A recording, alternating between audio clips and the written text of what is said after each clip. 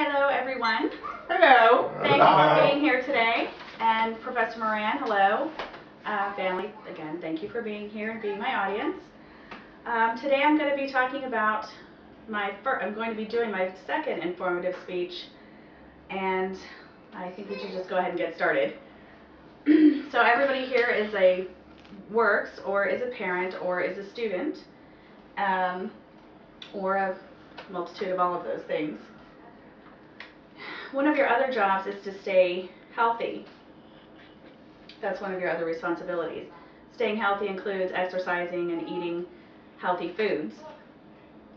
The Department of Health and Human Services says that a healthy diet emphasizes fruits and vegetables as well as low-fat dairy products, lean proteins, and limits fat, cholesterol, salts, and sugars. But who has time to do all of this stuff? Who has time to keep track of how much you should have, when you should have it, and getting it all in? Well, I'm going to help you get started in that direction. Today we're going to talk about how many fruits and vegetables you need a day, what that amount of food looks like.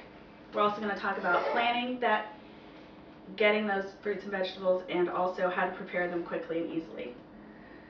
So let's get started on the first thing. How much do you need a day? Each person is different. It's based on male or female, or rather gender. It's also based on your age and your daily activity. Say for a 23-year-old female, we'll say, based on fruitsandveggiesmatter.org, this is a list of what you need per day. If you're a 23-year-old female, you would need about 2 cups of vegetables a day. If you were a, say, 11-year-old girl, you would need about 1.5 cups of vegetables a day.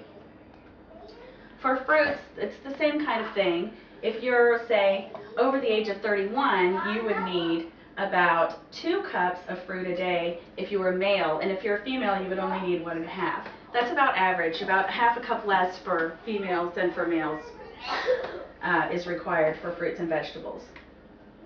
So now that you know how many fruits and vegetables you need a day, we can move on to how much a portion would look like.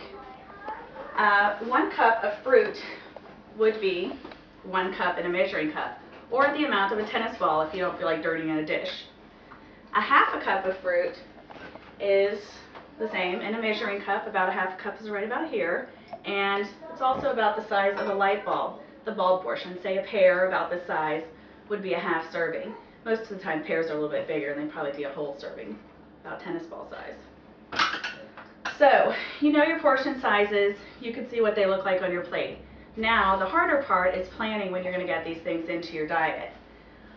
A good way to start planning is to look in magazines for the different recipes that you find interesting, and try and get a lot of variety, because if you have variety, you have all the different vitamins and minerals that you need.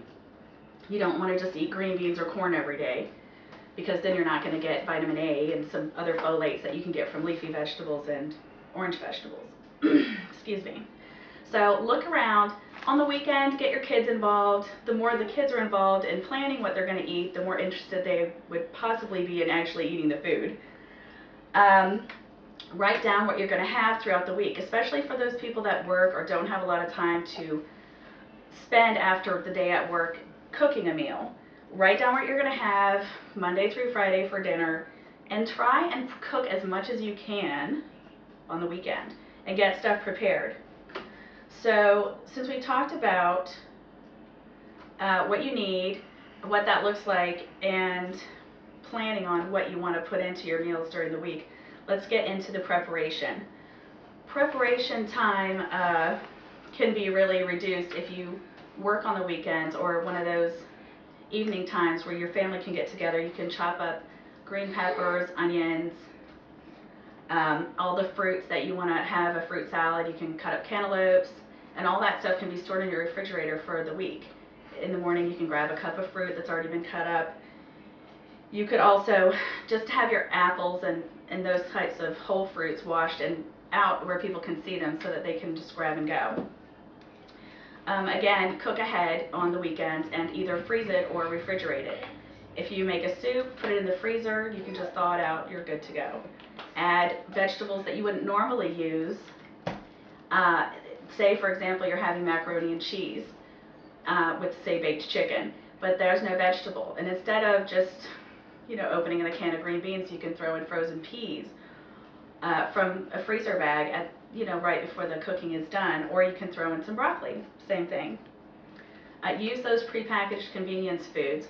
Oftentimes I just buy fruit already cut up, or I buy cut up green peppers and onions and just can throw them in a stir fry. Those are easy ways to get your fruits and vegetables in. And also add them to everyday foods that you always make. If you make spaghetti every week, throw in some pureed spinach, or throw in some pureed green beans even. It's not really noticeable in the sauce, especially with so much tomato sauce. And you can get those extra different nutrients and vitamins. So that's another easy way to add them into your daily living.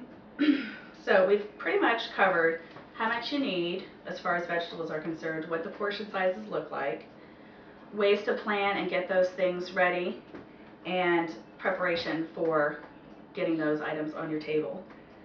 Do you think you can add some of these foods into your daily routines to get more fruits and vegetables? Yes, definitely. Great. Definitely. Great. On that note, I'll leave you with a quote from one of our country's greatest men, Benjamin Franklin. And he said, "Eat an apple a day, it keeps the doctor away." Thank you for your time, and have a great night. You too. Thank you. Now, Tuki, did you take anything away from this? Want to stop it? Incorporates into your diet. You should.